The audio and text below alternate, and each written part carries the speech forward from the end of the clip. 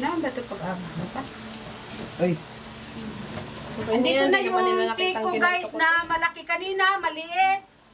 Ito siya. Ngayon, lumaki na. Ito to. Huli ang delivery. Ang talas kasi. Tapos na, ayaw na. Ito na, mga kumari. Gusto pa? Wow! asasin ko na lang. Natapon! Kanina yun! Ito na nga. Okay, tapos na. Akin na. Akin.